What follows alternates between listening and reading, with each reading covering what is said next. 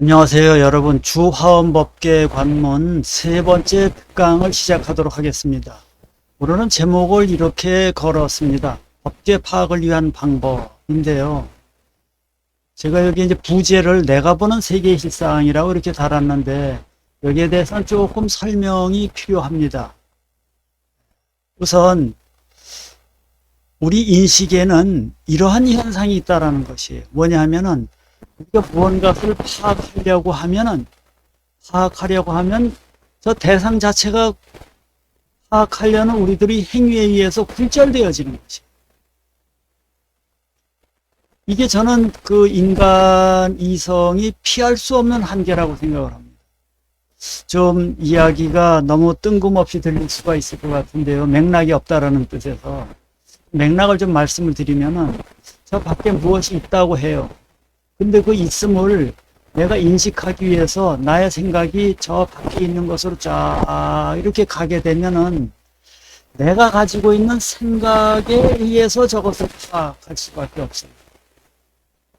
뭐 자주 비유를 드립니다만은 뭉게구름이 이렇게 피어오를 때 검은 구름이라고 합시다. 뭉게구름보다 검은 구름이 피어오를 때 소방관이 지나가다 보면은 아 저쪽에 좀 화재가 있지 않는가 이렇게 생각을 할 수도 있을 것이에요. 또 그런가 하면은 환경 관리하는 사람들 보다 보면은 아 저기 그 좋지 못한 연기를 저렇게 굴뚝으로다가 이렇게 무단히 이렇게 방출하는가 보다 이렇게 볼 수도 있고,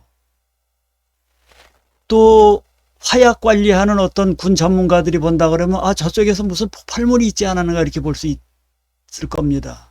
그러니까 제가 드리려는 말씀은 무언가 대상이 있는데 그 대상을 파악하려고 하면은 있는 그 자체를 보는 것이 아니라 내가 파악하려고 하는 방식, 파악하는 데 사용되어진 도구에 의해서 파악되어지더라는 것이에요. 이건 뭐 과학에 있어서도 많이 이야기가 되는 거기 때문에 저는 그냥 일상에서 우리가 경험하는 것을 그래서 우리가 있는 그대로의 모습을 파악한다라는 것은 절대로 불가능하다. 왜? 있는 그대로의 모습이라는 것은 고정되어 있는 그 무엇이 아니기 때문에 결국 우리가 어떻게 파악하느냐에 따라서 파악되어지는 방식대로 우리 속에 이게 구성되어지는 것이라는 것입니다. 이게 컨스트럭트된 거죠. 이게 인간 이성에 피할 수 없는, 예를 들어서 죽음을 보더라도 같이 생활하던 사람의 누군가의 죽음을 보더라도 이렇게 가슴 아픔을 느끼거든요. 그건 인간적인 가슴 아픔. 그런데 그러니까 지능이 낮은 동물에게도 그런 현상이 있을까요? 아니 여러분들 생각을 해보세요. 장례 지내는 법에 있어서도 우리나라에는 뭐 오랫동안 이 매장 문화가 있었죠. 그러다가 근대화되면서 화장 문화가 들어왔었는데 그때 아무리 그 저기 돌아가신 분이지만 조상님을 화장한다라는 것은 그 당시엔 있을 수도 없었던 일이에요. 그런가 하면 또 어떤 티벳 어떤 지역에서는 이렇게 새들이 먹을 수 있도록 높은 산에다가 이렇게 갖다 모시는 그런 것도 있다고 합니다. 그러니까 똑같은 사안을 놓고도 어떤 방식으로 어떤 문화권에서 어떤 가치관에 의해서 어떻게 살아온 삶의 방식에 의해서 불교식으로 말하면 어떤 업이 매개되었는가에 따라서 보여지는 대상들이 달라진다는 것입니다. 이게 업을 가지고 있는 인간으로서는 피할 수 없는 한계라고 해서 저는 이렇게 표현을 했던 것입니다. 그러면 제가 주제로 걸었던 세계의 실상을 좀 보려고 하는데 그 세계의 실상이 여기 있어 갖고 그것을 내가 보는 것이 아니라 내가 보는 세계, 나에게 보여진 세계라는 것을 말씀드리려고 이렇게 표현을 한 것입니다. 자, 우리 인간 이성이 가지고 있는, 불교식으로 말하면 인간이 업을 떨쳐버릴 수 없기 때문에 업에 의해서 보여지는 내용들이 다양하게 보여진다는 것입니다. 불교에서도 일수사견이라는 그 고사가 있는 것으로 알고 있습니다. 같은 물을 보는데도 보는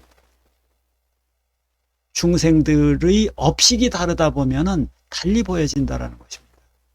자, 좀 더 진행을 해보도록 하겠습니다. 세계의 실상을 관찰하는 이제 방법들에 대해서 소위 말해서 관법들이 활용되어지고 있는데, 이건 범어의 위파사나입니다. 이 위파사나는 중국에서는 이렇게 관이라고 번역을 했고, 좀 설명을 하자면 인연 따라 생성소멸하는 기능, 그 양상들을 알아차리는 내용들입니다.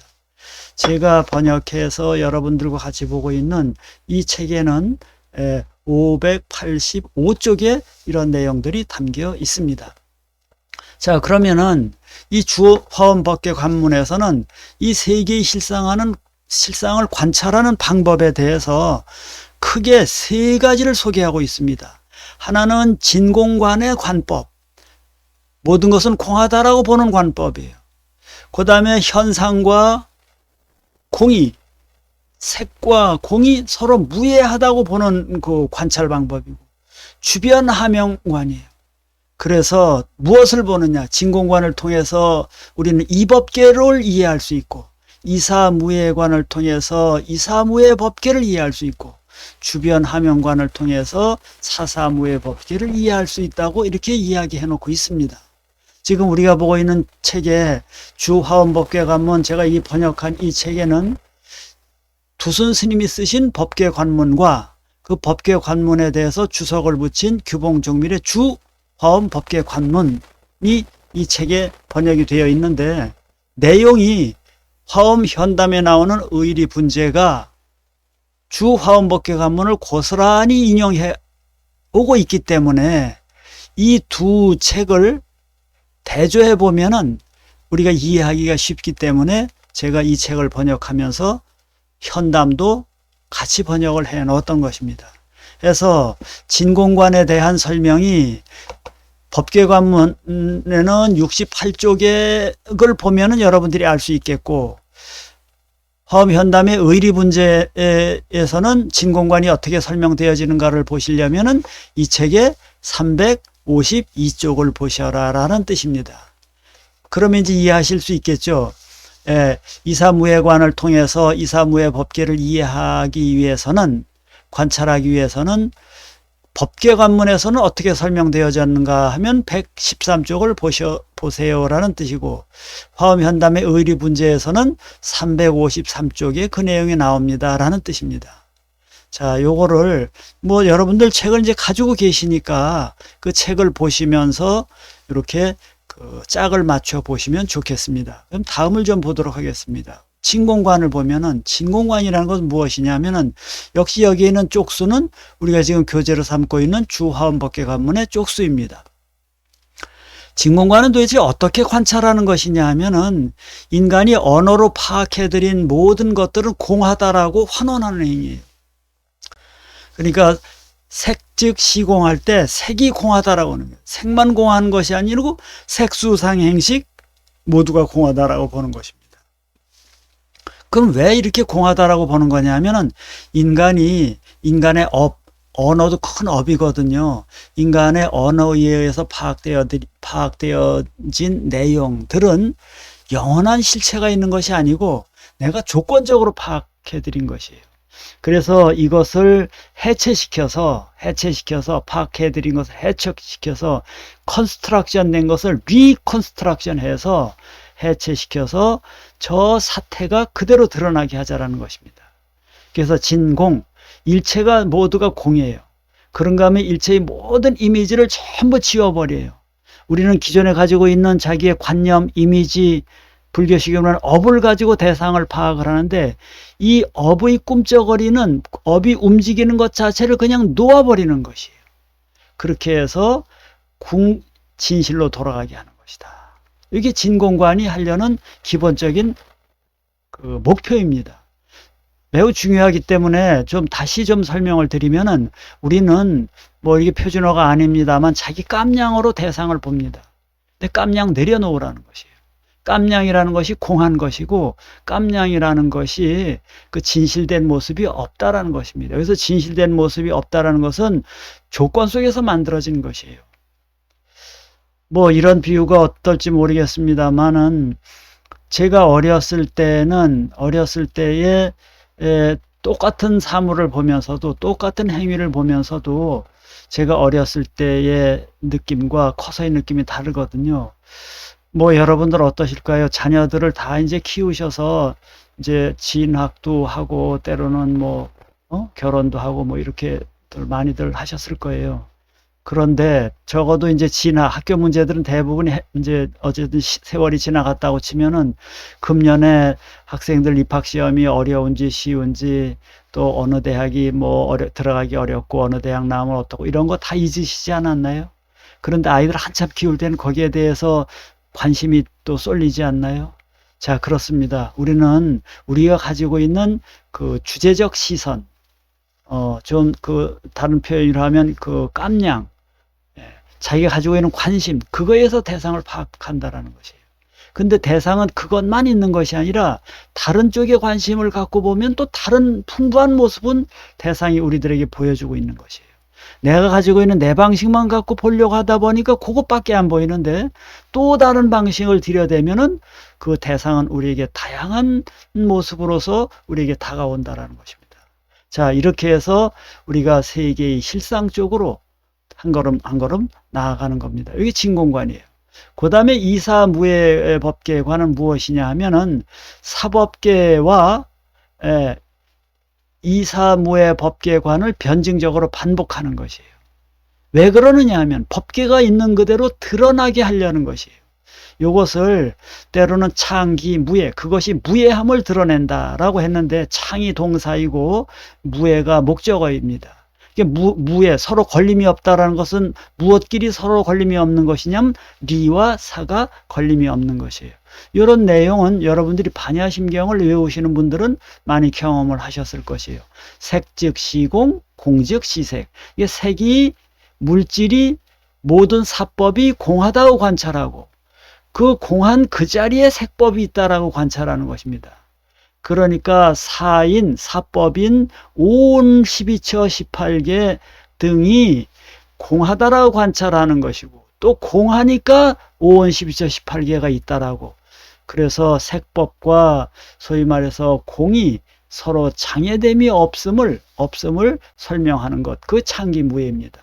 그러고 보면은 반야부 경전이 대부분이 공을 설명하고 있음에도 불구하고 반야심경에서는 공뿐만이 아니라 색법과 공법의 공의 무예를 얘기하고 있네요. 색공의 무예를 얘기하고 있네요. 이런 점에서는 반야심경은 반야부 경전 중에서도 반야부 경전을 초기, 중기, 후기로 나눈다면은 후기에 속하는 경전입니다. 이사무예에 대한 이야기는 초기 반야부 경전에서는 잘 안 나타납니다. 자, 그러면 다음을 좀 더 보도록 하겠습니다. 그러면 주변 하명은 무엇이냐 하면은 이 세상에 우리가 여러 가지 언어로다가 또 우리들이 가지고 있는 자기 깜냥으로 뭐 다른 표현이라면 업으로 우리가 파악해 드린 것들이 있습니다. 근데 그 파악해 드린 것들끼리 그것을 사법이라고 하는데 그 사법들끼리 하염없이 연기관계로 그 중첩적으로 이루어져 있다라는 것을 관찰하는 것이 주변 하명관입니다. 그것이 바로 시편연기입니다. 왜 현자를 붙였느냐면 여기에 초기 불교에 나타나는 그런 뭐 12지 연기라든가 또는 혹, 업, 고라는 3지 연기라든가 이렇게 또 인, 과 이렇게 2지 연기라든가 이런 간단한 연기가 아니고 매우 복잡한 현묘한 연기라고 해서 현자를 붙인 것이 그렇게 현묘하게 연기되어지는 아주 그 오묘하게 연기되어지는 현상을 10가지 측면에서 분석을 한 것이에요. 연기가 10가지라는 것이 아니라 이 세상에는 하염없는 사태들이 서로 연기 구조 속에서 끊임없이 역동적으로 다 움직이고 있는 것인데 그것을 하나하나 다 파악하려면 하염없이 많아요. 그런데 화엄에서는 10개의 범주로다가 나누어서 역동적으로 움직이는 무한한 이 연기, 현묘한 연기를 분류해서 그것들이 어떻게 서로에게 관계되어지고 있는지를 관찰함으로써 법계를 온전하게 드러내게 하려는 것이 이 화엄 법계 관문, 그 중에서 특히 주변 하명관의 목표인 것입니다. 자, 그럼 맺은말로 좀 말씀드리겠습니다. 보는 방법이 세상을 만든다는 것이에요. 우리는 어떤 방식으로 보느냐 하면 신구의 삼업으로 우리 앞에 주어진 인생, 세계, 법계를 파악하고 있습니다. 그러니까 법계는 우리가 어떤 방식으로 파악하느냐에 따라 파악하는 방법에 의존되어서 그 법계는 변형되어져서 우리 앞에 다가서고 굴절되어서 우리 앞에 다가선다는 것입니다. 때문에 우리가 기존에 가지고 있는 여러 가지 방법이 있잖아요. 그 방법은 업에 의한 방법이거든요. 업은 나쁜 의미로만 쓰이는 거 아닙니다. 같이 중립적인 것이에요. 이런 우리가 기존에 쓰고 있는 이 방법에 의존하는 한, 그러니까 결국 우리는 무언가의 안경을 쓸 수밖에 없다라는 것이에요. 때문에 안경을 벗어야지 되는데 이것은 원천적으로 불가능하다라는 것이 화엄에서는 그렇게 말합니다. 선불교에서는 안경을 내려놓으라고 이야기를 하는데 화엄에서는 인간이 안경을 내려놓을 수가 없다라는 것입니다. 안경을 내려놓은 것으로서는 인식이 안 된다라는 것입니다. 즉 대상과 대상을 바라보는 나가 갈라져야지, 주객이 갈라져야지 거기서 인식이 생기고 거기에서 판단이 생기는 것인데, 이 대상이 직접 내게 들어오는 것, 들어오는 거, 이거 불가능하다는 것이 화엄의 입장이고, 선에서는 그것이 가능하다는 입장이에요. 어쨌든 선에서는 그냥 내려놔서 있는 것이 그대로 내게 들어오게 하라고 그러는데, 화엄에서는 이건 인식이 아니라고 얘기를 합니다.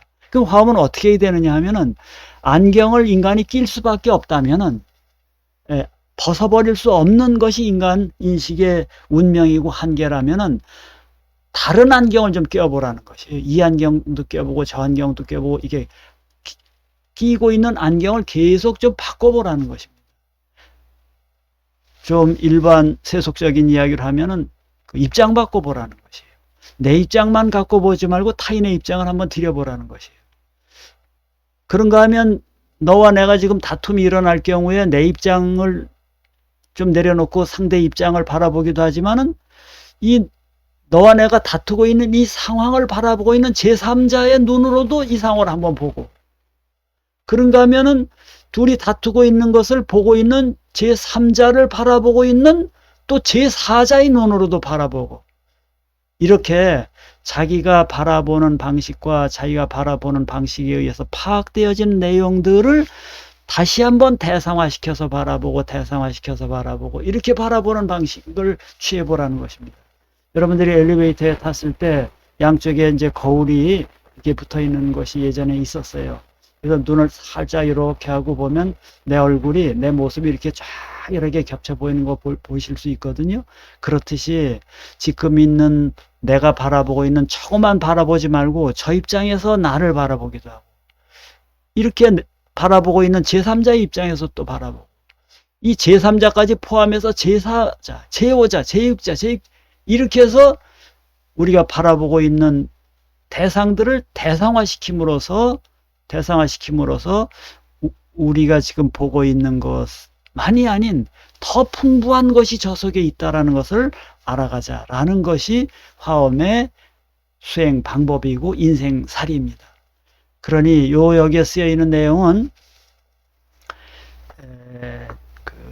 임재 스님께서 하셨던 선종에 있는 분들이 하시는 말씀인데, 봉장잡기 수처작주라고 그랬네요. 봉장잡기, 장이라는 것은 소위 말해서 희곡 무대입니다. 희곡 무대가 펼쳐지는 마당입니다.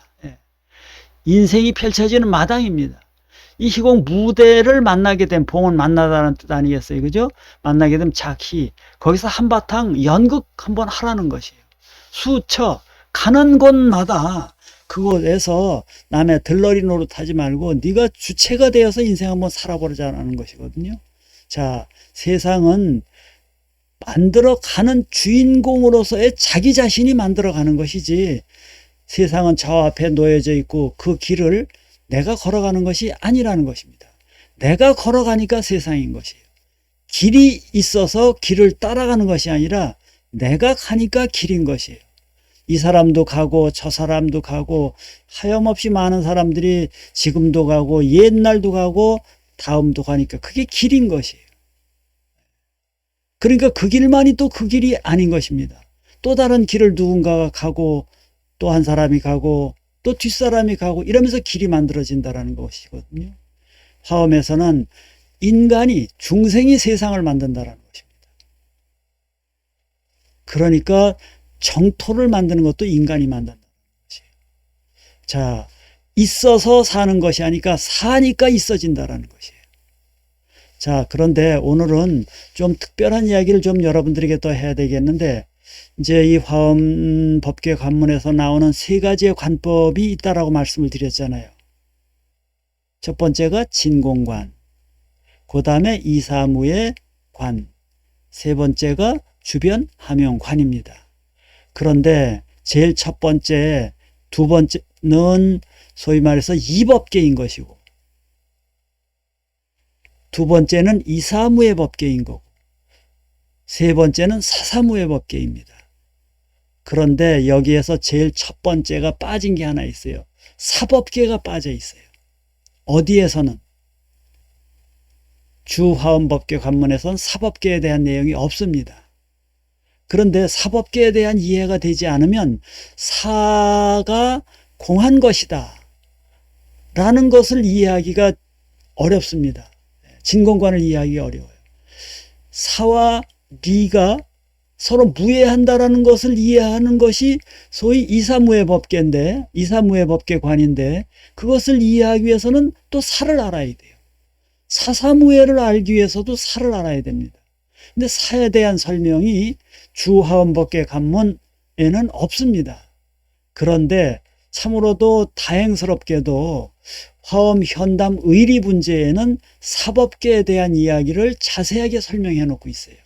그래서 저는 이 책을 번역을 하면서 원래대로 한다면 이 책의 주화엄법계 관문 요거만 번역해도 되는데, 여기에다가 제가 부록으로 화엄 현담에 나오는 의리분재 부분을 여기에 같이 번역해 넣었거든요.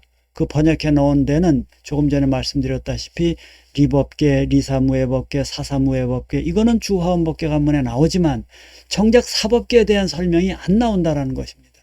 근데 그것이 다행히도 청량진광국사께서 쓰신 화엄 현담 의리분재의 부분이 나오기 때문에 그 부분을 여러분들에게 함께 소개하고 싶어서 오늘 강의를 하고 있는 것입니다. 그럼 그 부분을 보도록 하겠습니다. 이 사법을 보려는 것이에요. 사법에 대해서 청량진관 스님께서는 이런 용어를 쓰고 의지되어지는 바에 바탕이 되는 것이래요. 모든 것이 거기에 의존되어서 인간이 뭔가를 서로 소통하고 이야기하려면은 이 사법을 사용할 수밖에 없다라는 것이에요. 제가 지금 쓰고 있는 이 언어, 제가 여러분들에게 드리고 싶은 저의 마음의 뜻이 있거든요. 그 뜻을 전달하려니까 부득이하게 이 언어라는 것을 사용할 수밖에 없어요. 근데 언어라는 건 이 약속 아니겠습니까? 이게 이런 약속이 안 됐고 이런 약속이 훈련되지 아니한 외국인이 들으면 이거는 못 알아듣거든요. 이게 만들어진 것이거든요. 그래서 모든 것이 서로 소통되기 위해서는 최소한 이거 정도는 서로 약속을 해서 일정 기간 동안 이것에 대한 그 있음을 인정해야지 된다는 것이. 그래서 그걸 소위 체사라고 그래요. 자, 언어나 사유 활동을 위해 필요한 부득이한 가설물이라는 것이에요. 가설물을 영원히 들고 다니지는 않습니다.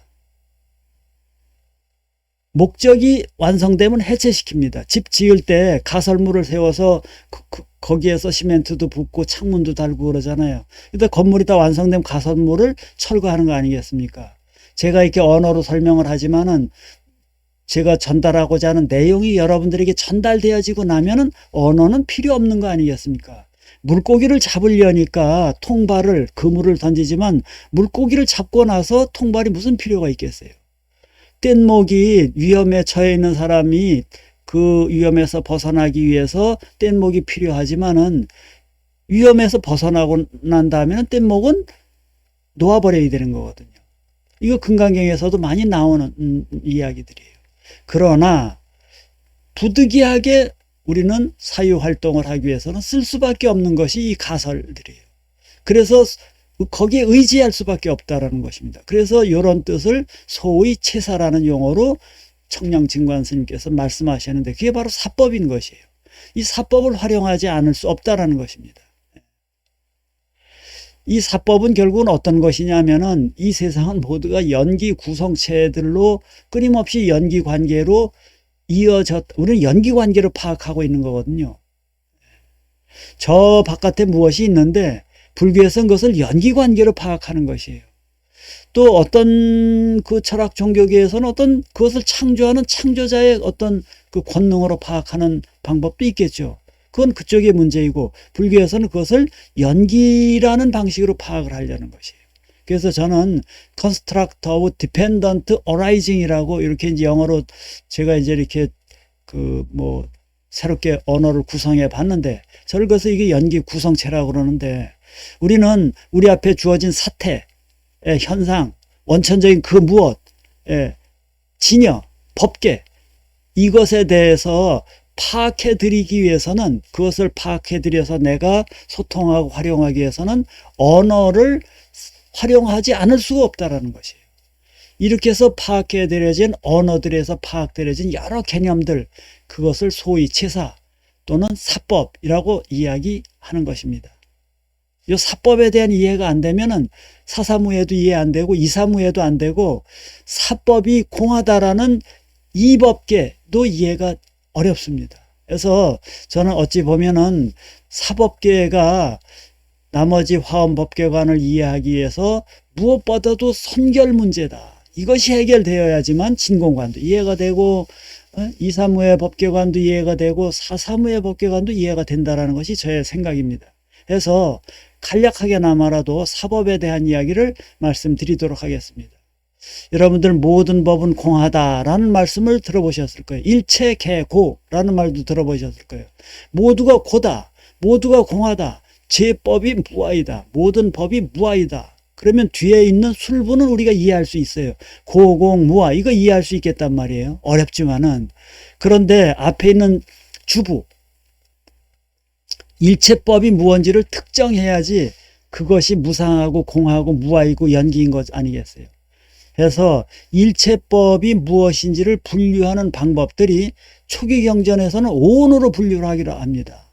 여러분들이 반야심경에서 아시다시피 색수상 행시 이렇게 분류하기도 해요. 오온이 공하다라는 것이에요. 그러니까 색이 공하 수상 행이 공하다라는 것이거든요. 그런가 하면은 근경식으로는 육군 육경 육식 해갖고 근경식으로 18개로 분류를 하기도 합니다. 이 반야심경에도 이게 나오죠. 그러면은 초기 경전에서는 일체법이 다 연기에 의한 고공무아라는 것이에요. 오온도 고공무아 무상 이라는 것이고 18개로 분류를 하더라도 그 18개 각각 하나가 고공무상 무아라고 이렇게 얘기를 하는 것입니다. 그런데 세월이 좀 지나다 보면은 설일체 유부에서는 일체법에 대한 것을 일체법을 어떻게 분류를 하냐면 5위 75법으로 분류를 합니다. 5위 75법으로 분류. 그래서 이 75법이 다 무상하다라는 것이에요. 공하다라는 것이에요. 그러니까 초기 경전보다 더 분류를 섬세하게 해서 논의가 더 섬세해져 가는 것이에요. 설일체 유부, 즉 부파불교라고 해서 저것이 소승인이 이렇게 폄하할 일만은 아닙니다. 초기 불교 니까야에 나오는 부처님의 가르침을 그 경전의 말씀을 좀 더 선명하게 설명하기 위한 그 당시 그 수행자들, 학자들의 노력의 결과가 이 설일체 유부의 그 학설인 것입니다. 자, 유부에서는 모두 75법인데 그것을 크게 범주화해서 5범주화합니다. 색법, 심법, 심서법, 불상행법, 무의법 해서 색법에 속한 법들이 11개, 심법 하나, 심서법 44개. 이것을 심법에 배치해야 될지 색법에 배치해야 될지 그것 파악이 어려운 것들. 불상행 그걸 14개. 그 다음에 무의법. 이렇게 해서 앞에 있는 색, 심서, 불상 이거는 유의법이고 이 뒤에는 무의법입니다. 해서 이것이 무상하다라는 것이에요. 무상하다는 것이. 그런가 하면 나중에 대승불교가 되면서부터는 점점 더 섬세하게 엄밀하게 또 정확하게 분류를 하려고 하다 보니까 5위 100법으로 분류를 하는데 그네들은 색법보다는 심에서부터 출발을 하네요. 심법, 심서법, 색법, 불상행법, 무의법 이렇게 하고 있는 겁니다. 그래서 초기 불교에서는 이것이 무상하다라고 하는 것이고, 설일체유부에서는 이것이 무상하다라는 것이고, 법상에서는 이것이 무상하다라는 것이에요. 무상, 공, 고 이거 다 같은 뜻으로 저는 일단은 쓰고 있습니다. 그러면 화엄 법성중에서는 어떤 얘기를 하느냐 하면은 하염없는 사법이 있는데 이 사법을 10카테고리로 묶어서 설명하겠다는 것입니다. 그것이 공하다라고 이야기를 하는 것이에요. 그러니까 사법에 대한 이해가 실질적으로 매우 중요하다라는 것을 여러분들에게 다시 한번 강조드립니다. 그러면 법성종, 법상종이 아닌 법성종에서는 이 신문으로 사법을 어떻게 분별하는지를 보면은 이렇게 10가지를 얘기하고 있습니다. 교와 의, 리, 사 이렇게 10가지 짝입니다. 우리가 불경에 나온 내용을 읽다 보면은 또 누군가가 불경의 내용을 설명해 주는 내용을 듣다 보면은 그 설명한 내용들이 경전에 나오는 하염없는 내용들이 크게 10범주로 다 분리해 볼 수가 있다는 것이에요. 하나는 뭔가에 대한 언어든가 음성이든가 또는 문자로 가르치는 가르침이 있어요. 사사나라고 그러는데 가르침이 있는데 가르침에 의해서 전달되어지는 의미 내용이 있어요. 이렇게 분류를 할 수도 있어요. 그러면 교도 무상한 것이고 의도 무상하다 이런 얘기를 하려는 것이에요. 그러니까 사법을 분류하는데 교와 의의 짝으로 볼 수도 있다는 것입니다.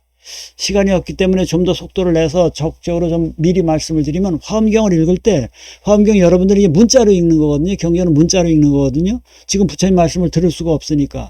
그럼 문자를 보면서 그 문자에 의해서 그 문자를 통해서 전달하려고 하는 그 의미를 파악을 해야 되는 것이에요. 그런데 문자도 공한 것이고 그렇게 전달되어진 의미도 공한 것이에요. 이것을 관찰하는 것이 진공관이고 그 다음에 이 문자가 공하지만 그 공한 속에 문자가 있다라고 생각을 하는 것이 이사무의 법계관이고 문자로 드러난 요 사법들끼리 어떻게 관계되어지고 있는지 이것들이 중충적으로 관계되어져 있음을 관찰하는 것이 사사무예인 것이라. 자, 그럼 화엄경을 또 읽어보면은 거기엔 리사가 나와요. 리사가 나와요. 여기서 뭐냐면 여러 가지 사법에 대한 이야기들을 해요. 사법은 아까 말씀드렸죠. 5원 12처 18개로 분류하기도 하고 5의 75, 5의 100법 또 그 밖에 다양한 분류법이 있는데 전통적으로 이런 분류법들이 쓰여지고 있는데 그런 분류법들에 의해서 분류되어진 하나하나의 법들 그것이 공함 이것을 관찰하는 것이에요. 또 경전에 보면 또 화엄경에만 특정해서 보더라도 마찬가지고 경전에서 보면은 많은 인간들의 지혜도 낮은 단계의 지혜에서부터 저 높은 단계까지 아라한의 지혜가 다양한 지혜들이 있는데 그 지혜에 대한 설명을 하는가 하면은 그 지혜에 의해서 보여지는 대상들을 설명하고 있는 것이에요. 자, 자세한 내용은 다음에 좀 이렇게 따로따로 설명을 하겠습니다. 겉으로 드러난 전달되는 매체라는 뜻의 가르침이에요. 어떨 때는 부처님께서 광명을 놓기도 하고 어떨 때는 향기를 풍기기도 하는데 물론 음성으로 많이 말씀하시죠. 그런데 그것에 의해서 드러내지는 내용이 이게 매체인 거예요. 의미인 것이에요. 그러니까 어떤 형태가 드러나면 저것이 도대체 무엇을 전하려고 하는 것인지에 대한 그 의미를 파악을 해야지 물고기를 잡으려고 통발을 펴놓고 나면은 통발을 통해서 물고기를 잡고 나면은 통발을 잊어버려야지 통발마저 걷어오면은 그 다음에 물고기 못 잡는 거예요. 뭐가 더 중요할까요? 다 중요하죠. 네, 다 중요하죠. 리사도 마찬가지면 나는 공하다고 주장하여 드러낸 이치가 있습니다. 나와 나를 이루고 있는 요수가 모두 공하다고 주장하여 드러낸 이치, 자성이 없는 진여를 주장하여 드러낸 이치 이런 등등이에요. 그런가 하면 사법은 아까 말씀드렸던 색법, 신법 또 우리의 몸뚱이도 이것도 사법이죠. 그런가 하면 여러 가지 방위 이런 것 등을 얘기를 합니다. 시간도 사법입니다. 공간도 사법입니다. 시공 속에서 일어나고 있는 모든 현상들이 사법입니다. 이 사법들을 통해서 드러내지는 그 의미, 요 리법 1이고요. 그 다음에 경지는, 이거는 지혜라고 말씀드렸어요. 그것에 의해서 드러나지는 경계예요. 소승에서는 이런 인식대, 열반등이 보여져요. 어떻게 하면 번뇌 없는 청정한 지혜를 통달하게 되면은 사성제 열반들이 보여진대요. 예. 그런 거면 대승시교에 해당하는 가르침에서는 가행위에서 얻은 지혜 또는 근본지 후득지를 통해서 우리는 사성제 진속 이제를 이해한다라는 것입니다.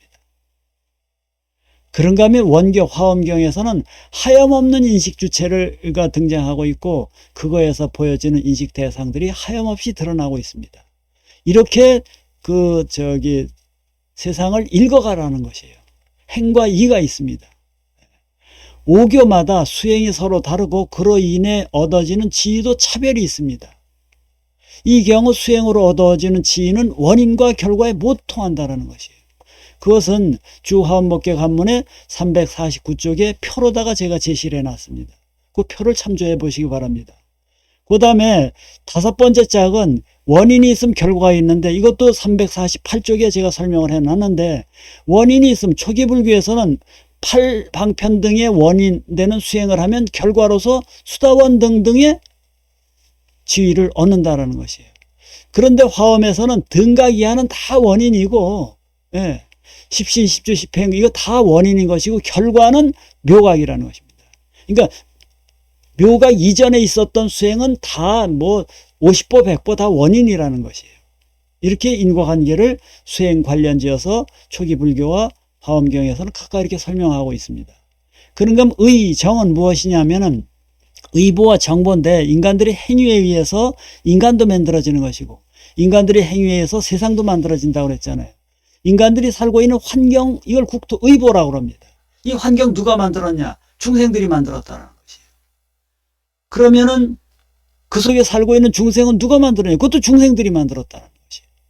그래서 화엄경에 보면은 어떤 중생들이 등장하면 그 중생들이 살고 있는 국토에 대한 이야기가 나옵니다.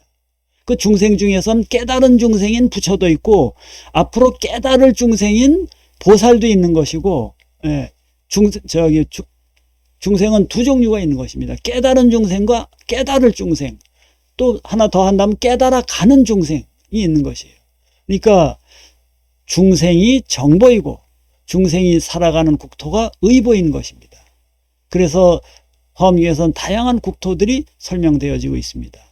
참조로다가 깨달은 부처가 중생이 부처라고 했는데 이 부처에 대해서도 세 종류로 나누어서 설명을 하고 있습니다.